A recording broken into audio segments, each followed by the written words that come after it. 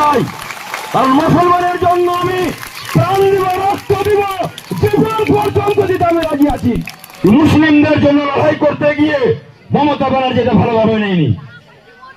যদি ফারাক্কার মানুষ চাই তাহলে আমি নির্দল থেকে জানাতে চাই, নির্দল থেকে জানাতে চাই, কারণ মুসলমানের জন্য আমি প্রাণ দিব, রক্ত দিব, জীবন পর্যন্ত দিতে আমি রাজি আছি।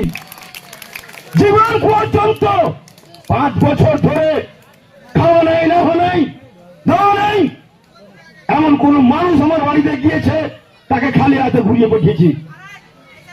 এই বিষয় তোমার এই মুসলিমকে বাঁচাতে গিয়ে মুসলিম বিদ্বেষী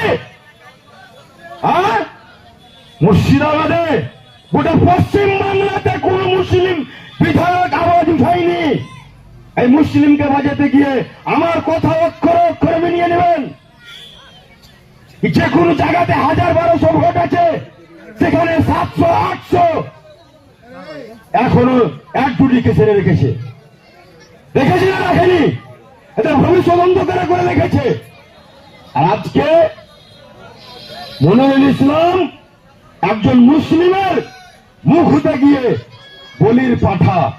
যদি আপনারা যদি সঙ্গে থাকেন, জনগণ শেষ কথা বলে, উনারা তো বলেন জনগণ শেষ কথা বলে, জনগণ শেষ কথা বলে, গণতন্ত্রে জনগণই শেষ কথা বলবে। আপনারা যদি আমাকে উৎসাহ দেন, আগামী দিনে আমি ইন্ডিপেন্ডেন্স লড়াইতে গিয়ে আমি আমার একটা ছেড়ে দিতে চাই কি ফারাক্কাবাসীর মানুষ আমার হৃদয়ে আছে, আমি উনাদের হৃদয়ে আছি। এই কথাগুলো আমি বলছি। যদি আপনারা অনুমতি দেন, তো আপনারা যদি অনুমতি দেন, তাহলে আমি ইন্ডিপেন্ডেন্স নির্দল থেকে দাঁড়িয়ে আমি একটা সাধারণ একটা গালে থাপ্পড় মারবো। কারণ মুসলিমের মুখ হয়ে আমি দাঁড়িয়েছিলাম।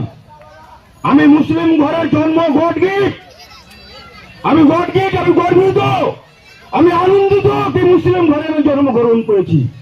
আর এই মুসলিম কমকে বাঁচাতে গিয়ে আমি আগেও বলেছি, এখনো বলছি, যদি আমাকে জেলে যেতে হয়, গুলি খেতে হয়, তো আমার সমাজকে আমি বাঁচাবো, আমার সমাজকে বাঁচাবো।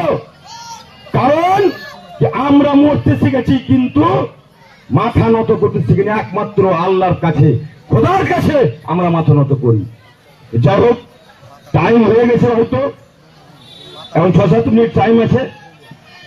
যা করা হয়েছে আমি যেটা বুঝতে পারছি, আমার কাছে কাল মানে বিডিও অফিসের আন্দোলনটাই হচ্ছে কাল। বিডিও অফিসের ওই যে রাম আর রহিম বলেছিলাম, এই রাম আর রহিমে আরে আমার মতন বুকের পাটা রাখতে হবে। আমি দল করতে গেছি, তোমার কাছে মাথা বিক্রি করতে যাইনি।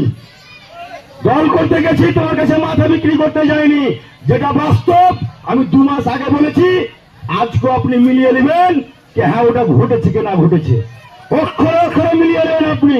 আমি বুকের পাটা রেখেছিলাম বলে আমি বলতে গিয়েছিলাম, আর আজকে বলির পাঠা করা হলো। যাই হোক, গণতন্ত্রে মানুষই শেষ কথা বলে, জনগণই শেষ কথা বলেন। আপনারা যদি আমাকে উৎসাহ দেন, ভোটে দাঁড়াতে বলেন, তাহলে আমি নির্দল থেকে দাঁড়িয়ে পাস করে দেখাবো ইনশাআল্লাহ। সকলে ভালো থাকবেন, সুস্থ থাকবেন।